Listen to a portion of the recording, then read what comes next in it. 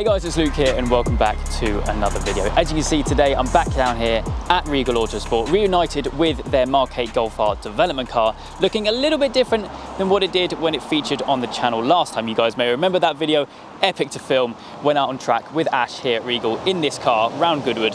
Epic fun. But anyway, today's aim is to actually take this car for a first drive. But before you say, oh, hang on, Luke, you've already driven a MK8 Golf R. Yes, that is correct, but I've never done launch control. So that is the ultimate aim for today's video, to see what launch control is like in the MK8 Golf R. I am very, very excited indeed. Obviously, it's such a capable car, and having some light modifications done to it now, yeah, it's a recipe for a lot of fun indeed. I've got Draggy with me as well, so we can see what kind of times we can get, but ultimately, we're gonna be trying launch control today in the MK8 Golf R.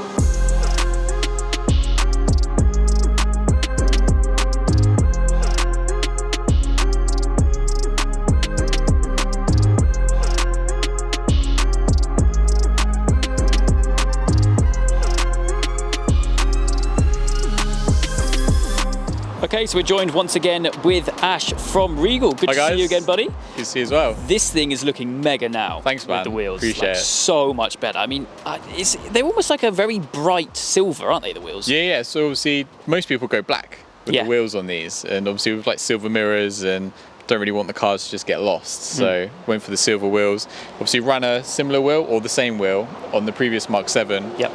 But on these we've gone for 19s by 8.5s. So on the Mark 7 we ran 18s rather. But the 18s aren't available anymore. But then going to the 19, you also get to run like 380mm brakes if you want to as well. Is that a hint for what's to come then? Or potentially, yeah. Potentially, okay, yeah, exactly. cool. I mean, after the track day, the brakes are pretty dead. Yeah, so, and the tyres. Do you remember that? Yeah, Going around the the corners, just absolutely cooked. Finito. Did you make it home at the end? Yeah, eventually. It's not too far to go from Goodwood, to be fair. Yeah, exactly. So it's mainly just the wheels and the tyres which have changed since the car was last on the channel. Since Goodwood, yeah. So we've done the Bilstein Evo S coilovers. So coilovers on the front and rear of this, not adjustable, so it's just whatever sort of like damping Bilstein have set. Obviously get to reduce the ride height a little bit, so you get to reduce the arch gap, make it look a little bit nicer. And obviously with the wheels and tyres, if it's running suspension with standard wheels and tyres, it doesn't really quite look right. like at the Goodwood track day, really. Exactly. It looked a bit funny. Like it was going relatively quick, but it just looked completely standard. So, gone for the wheels. Completely transformed the look of the car. Obviously, it's running like 38 offsets, so it's quite aggressive. But if you're running sort of like 45s, it doesn't really look very aggressive. True. And you know, you want an aggressive setup, in my opinion. Exactly. So yeah, gone for that. But I mean, driving the car around roundabouts. Obviously, the weather hasn't been particularly good recently. But before, sort of like 2-3 weeks ago, you can definitely carry like a ton more speed through the corners. Load the car up a lot more. Previously, the standard tyres were really letting down the car. With the standard suspension setup, it kind of like hid how bad the tyres were. And then now you've upgraded the suspension, you're now then getting to the limits of the grip of the standard tyres. And then upgrading to a Cup 2 has made a massive difference. So you're going to enjoy that quite a bit today. Yeah, I'm looking forward to it. And then, yeah, probably the brakes are going to last on the track day. Yeah, definitely. Have you got any more track days planned? So we've got a track day on the 9th at Brands Hatch. Cool. So I've only done that circuit once before, but I think I can remember it. So like 60 that's seconds. The one you did literally when the car was like brand new, wasn't it? Yeah, exactly. That'd be a good comparison then, wouldn't it? Ran it in. Everyone was, you know, ran it in around the track. by that. So yeah, going to take it out on Brands Hatch on the 9th. Going to change the front pads because the front pads are pretty much like 2/3 of the way worn, and when they're like 2/3 of the way worn, and there's a lot of like heat transfer through the pad into through the pad into the caliper. So we're going to freshen up the pads and then see how the brakes do on a Cup 2 tyre. Sort of like the saving thing with the previous setup was that obviously it was limited by the amount you could brake because of the standard tyres. So you couldn't really get the ABS to sort of like, the ABS was intervening at sort of like a lower sort of like pedal effort. Yeah, and that's because you're limited by grip. Whereas now we're going to be able to apply a lot more pedal effort without the ABS sort of like kicking in with the Cup 2s. So that's obviously going to generate a lot more heat. So they're probably going to be finished after one track day. Yeah. So we'll see. But development is still in full swing. There's lots of bits in the works. Yeah, absolutely. So next thing with this is there's no camber adjustment on the front of these cars, no caster adjustment. and there is some camber and some toe adjustment on the rear. And we've installed like some fast road geometry, but you can only really change the toe at the front. You can change the toe and a limited amount of camber on the rear. And because we've lowered the car, you're sort of at the maximum of the adjustment range. So to be able to add camber and caster adjustment at the front, we're going to change the suspension arms to some vertical line suspension arms. Nice. And those will be spherically bushed as well. Yeah. Probably do the subframe at the same time, because why not? Lovely. And that also corrects the roll center. So if you've loaded the car, the roll center is wrong. So all that means is the car is basically already rolling before you even enter a corner, so it accentuates how much it's rolling. So we'll correct all that at the front. At the rear, we'll install the vertical line camber and toe arms, so you can make sure that when we basically set the alignment, it's set to what we want it to be, and then it won't change as well. Because what you have a lot with the like rear arms on these, with the way the toe and the camber is adjusted, it's like a centric bolt. Yep. And what happens is if you hit a curb, hit a pothole, something like that, it will just jump out.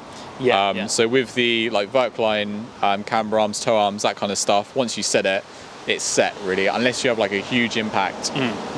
So yeah, just making the car feel more precise really. Obviously you can't really do much power wise at the moment because the ECU's still locked. True. There's some tuning boxes and stuff, but haven't really seen any amazing results as of yet.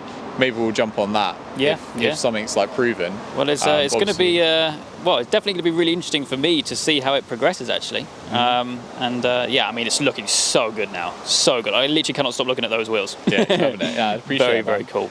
But yeah, you're very kindly giving me the keys for the afternoon. To basically go give launch control a go. Exactly, just go and drive it, enjoy it. Yeah, absolutely. I mean, I've driven one before, epic cars, but yeah, really looking forward to kind of giving this thing a bit of a thrashing. Death. You can say death is fine. It's had a hard life.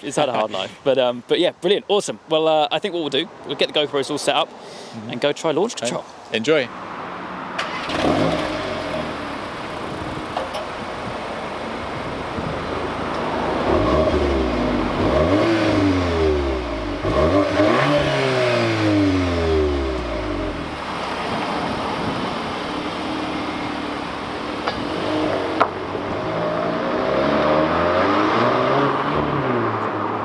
So here we are, folks, out again behind the wheel of another Mark 8 Golf R. You know, I love these cars. They are really, really growing on me. And I mean, proof is in the pudding. With a few fairly minor modifications, you can make them look and drive pretty epic. Now, I know that when the Mark 8 Golf R came out, a lot of people weren't really that much of a fan of it. I mean, potentially rightly so. The Mark 7.5 Golf R is a fantastic car. But now that these things have been out for a little while, customer cars are everywhere, as you'd expect, and modifications are now becoming available. What are your guys' opinions? Do you now like them? Do you still not like the car? I mean, every car's not going to appeal to everyone. I personally absolutely love them. I've never hated them.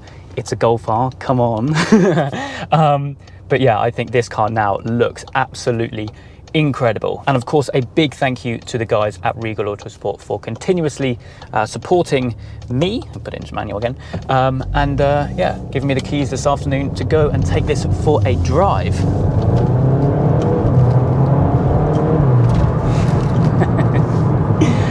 But yeah, I mean, having experienced this car out on track, I can definitely vouch for the car's performance. I mean, it was absolutely flying around Goodwood with the stock tyres, which were definitely on their way out. But yeah, like I said, the plan for today's video is to give launch control a go in this car. Of course, I did launch control probably about 30 times in my old Mark 7.5 Golf R.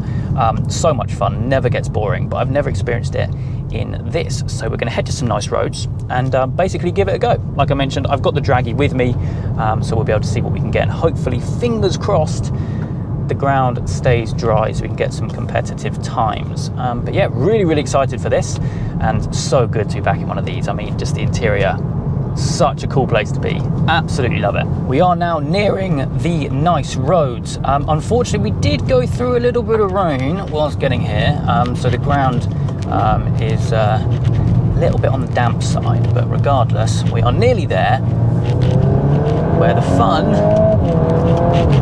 can commence.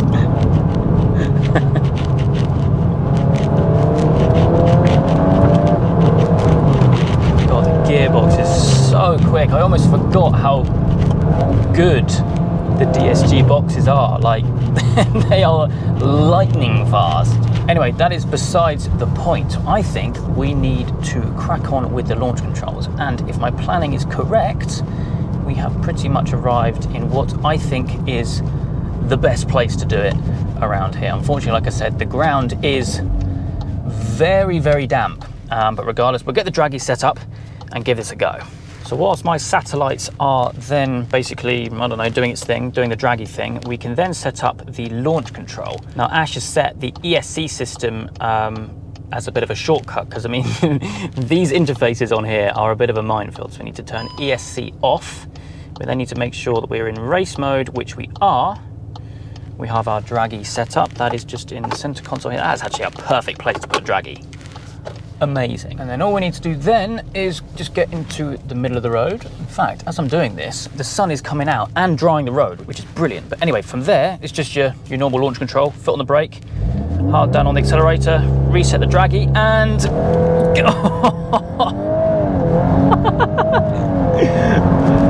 God, it surges into each gear. Wow. Wow.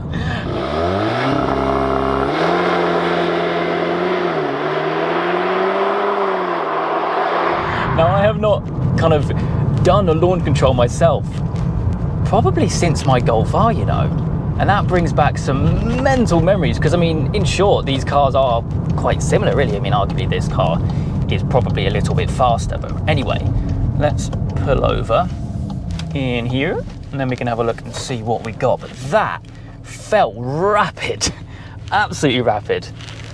Here we go, we got a 4.38.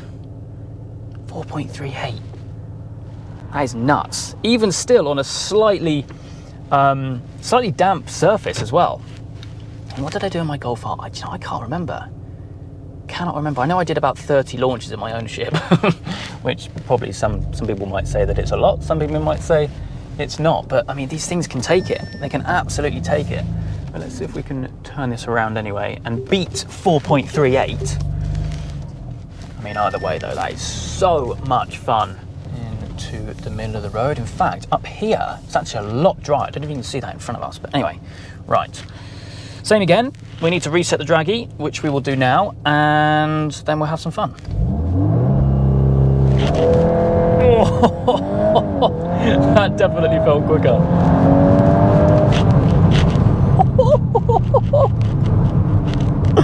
I mean, you cannot deny that by doing a launch control, it's going to put a smile on your face. And even still, just planting it.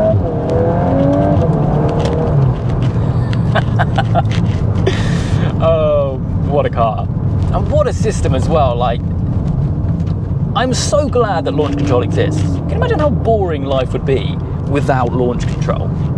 It'd be awful. Absolutely awful.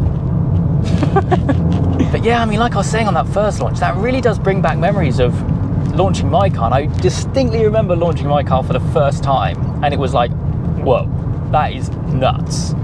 And obviously with some decent tyres on this car now, of course from standard they don't really come with, well, they come with okay tyres, but we've got some Cup 2s on this now, which is arguably the ultimate tyre for road and track use, really. But yeah, serious fun. Serious fun. Anyway, yes, we did get quicker. 4.26. Still on a damp surface, which is absolutely crazy. Absolutely crazy. I think we do one more time. One more time? Third time lucky, right?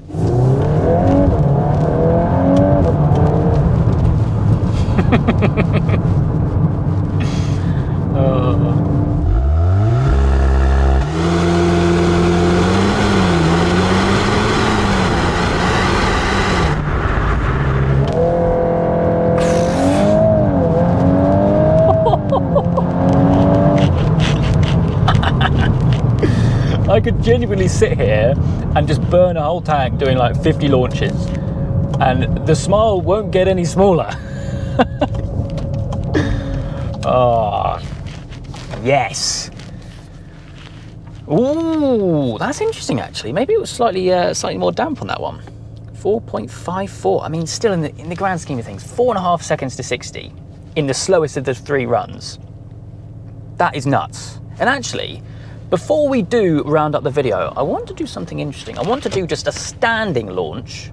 No, that doesn't make sense. A standing start without using launch control from 0 to 60 again, just to see the difference and just to kind of prove how good the launch control systems are on these things. Right, now this is going to be interesting. Obviously it's going to be a bit slower, but no launch control, just, actually we'll go manual for this. Ooh, let's drive. There we go, go manual. No, we'll make it even, we'll go sport. Right, and go. God, that's so much different. You always get a little bit of lag actually. I mean, still very, very quick. But definitely you don't get that surge. Like, it's not a launch control, is it? It's just a standing start, I suppose, in the grand scheme of things. But we shall pull over and see what we did.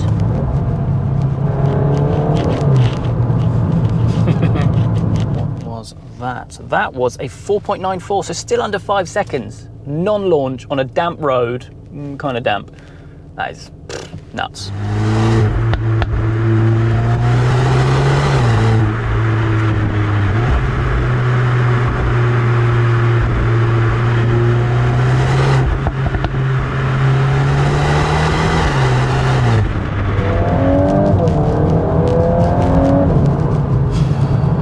Anyway, folks, that I think is going to wrap things up for me today. What was that, like 3 or 4 launches? I think 3 in the end. And as you can see ahead, the clouds are coming in, so I think rain is upon us. But again, a massive thank you to the guys over at Regal Autosport for, well, supporting me as a channel to let me kind of make so many videos on this, and also to let me take it out for the afternoon and see what the launch control is really like. It's definitely not slow. It wasn't going to be slow in the first place, was it? But every time it just puts a smile on your face. Like I said, I could happily sit here and do 50 launches back to back and the smile will still be beaming from ear to ear. But regardless, I think that's going to wrap things up for me today. You can find all of Regal's links down in the description and down below. But I hope you guys have enjoyed. If you have, please do make sure you leave a like and make sure you're subscribed for all the adventures still to come.